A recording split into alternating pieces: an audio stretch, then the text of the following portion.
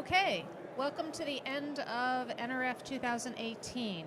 I'm Debbie Hauss, Retail Touchpoints, and to my right I have Glenn Taylor. I think I forgot your name yesterday when I was introducing you, so It's okay. there it is. Glenn Taylor, one of our editors, and Adam Blair on the other side, our other editor in the recap group today. So I'm just going to talk a little bit about a few my learnings from today. I mean, I think overall we had a great energy at NRF this year.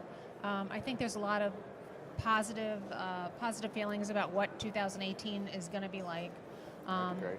I was impressed at the crowds, especially up in the innovation section of Definitely. I think they did a phenomenal job up in the innovation section this year. I had more discussions about RFID today.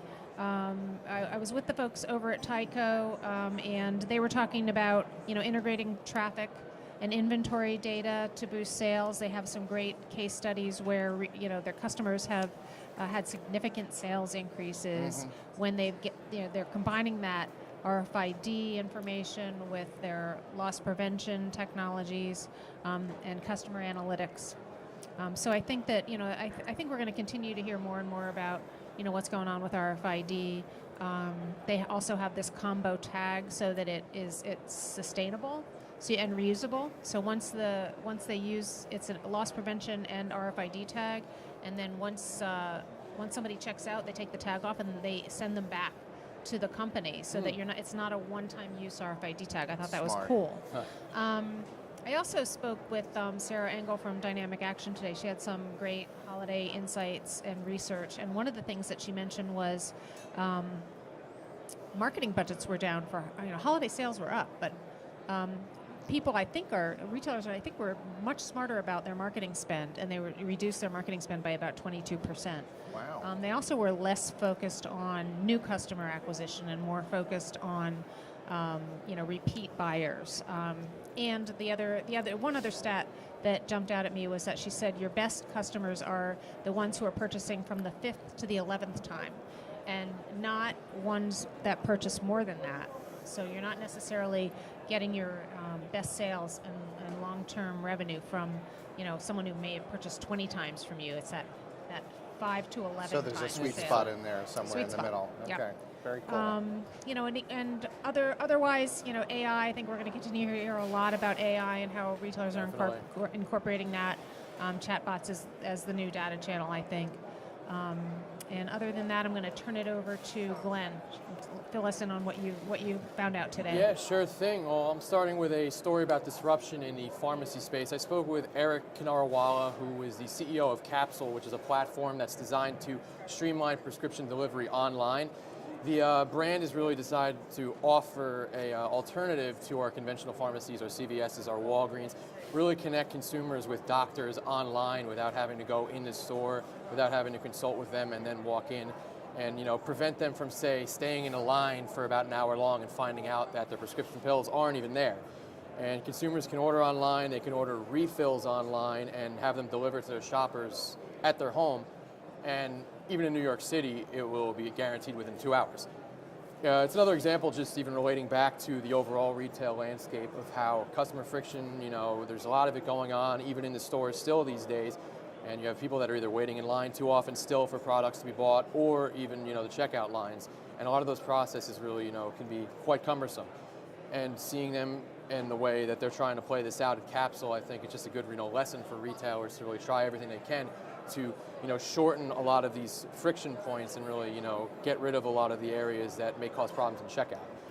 And then also, second point I have for today involved marketplaces. We talk about marketplaces a lot at RTP, and I spoke with Adrian Newsenbaum, the CEO of Miracle, who brought up about how a good Gartner stat actually, where 50% of online sellers by 2020 will actually be on marketplaces. So we're showing that's continuing to grow over these next few years. And that'll be something for a lot of third-party companies to really think about when they're trying to find another seller. And he brought up a great example of J.Crew, which is a company that hasn't really done well in the traditional side of things in the recent years. And seeing that they're now putting together a marketplace of their own, a closed one where they curate their own specific individual third parties to sell on their site. And it really adds a different set of product assortment without it being their own, but gives a newer audience a chance to really see what they can offer. And I thought the interesting part was that the Miracle team actually trains J.Crew members how to build these partnerships within the marketplace to really, onboard new members and new third-party sellers to get them with the team, so that there could be a very streamlined process there. And I think that's something that more marketplaces are going to have to recognize, and more major retailers, if they want to enter that, understand as they want to go make these marketplace decisions. Yeah, and I'll just say that, it's smart on J.Crew's part, I think, because there's a lot of talk about, you kind of lose your some of your customer data and some other insights when you're going through Amazon or other marketplaces, and creating your own marketplace can definitely be an answer to that, although it's going to also increase the competition among marketplaces. Well, and Absolutely. it sounds like the training is something that different marketplaces will need to do to be able to stand out if the competition increases.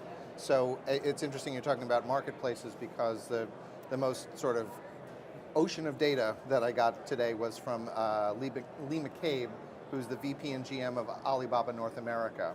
And he was giving some great, fascinating statistics about the Chinese e-commerce market in general, and also Alibaba. So I'll just throw out a few of these. By 2019, which is only next year, 26.7% of global online shoppers will be from China. So that's an amazing stat, but also because they are far more active than typical global shoppers, that's just the number of shoppers, they will account for 57% of global online sales. So basically double, or a little more than double. By 2025, Chinese consumers will represent 44% of global luxury sales.